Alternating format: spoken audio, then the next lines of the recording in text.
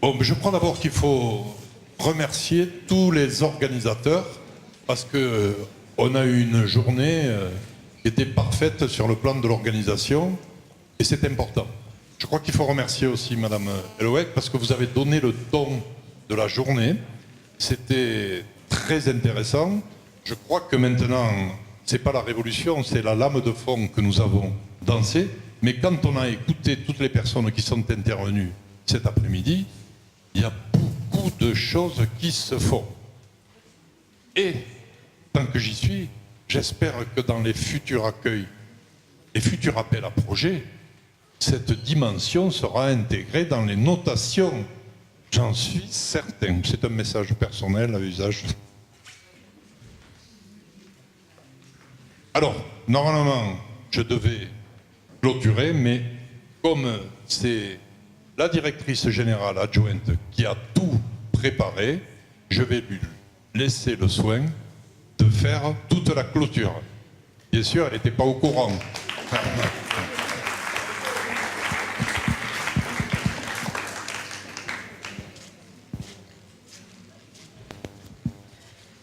Merci, Monsieur Benazet. Donc, il me revient de clôturer ces journées. Alors, puisqu'on parle de la journée du 7 juin à Rodez et de cette journée, comment je vais m'installer? Allez, je vais m'asseoir. Alors, bon, ce que M. Benazet disait, c'est que la lame de fond est partie. Ça y est, c'est lancé. Aujourd'hui, ces journées, elles entérinent une dynamique et elles nous permettront d'aller plus loin. Car aujourd'hui, tout comme à Rodez, au travers de cette question de la santé, c'est la conception de la personne qui est interpellée. Nous pouvons estimer que prendre en considération la santé d'une personne avec handicap intellectuel, c'est envisager cette personne dans un environnement avec des relations sociales, avec des compétences propres et avec des besoins spécifiques. Prendre en considération la santé des personnes avec handicap intellectuel, c'est connaître les avancées de la collectivité scientifique, pédagogique et de toutes ces nouvelles connaissances sur les troubles neurodéveloppementaux. Prendre en considération la santé des personnes avec déficience, c'est connaître les freins à l'accès aux droits et à la santé. Alors nous avons tous, et votre présence en témoigne, un devoir de participer à l'amélioration de la qualité de vie et au renforcement de l'autodétermination de nos concitoyens. Lors de la table ronde numéro 1 à Rodez, sur la question de la politique associative de promotion de la santé, Madame Taillade avait énoncé les éléments suivants qui traduisaient un peu le cheminement de l'association sur cette question de la santé. Alors, vaste chantier, puisqu'il fallait d'abord convaincre de l'importance du sujet, prendre la juste mesure de ce projet d'envergure qui ne pouvait pas se limiter à quelques items dispersés tels que le sport, l'alimentation, la vie affective et sexuelle, le soin. Dans un premier temps, il convenait vraiment d'aborder le sujet dans sa globalité.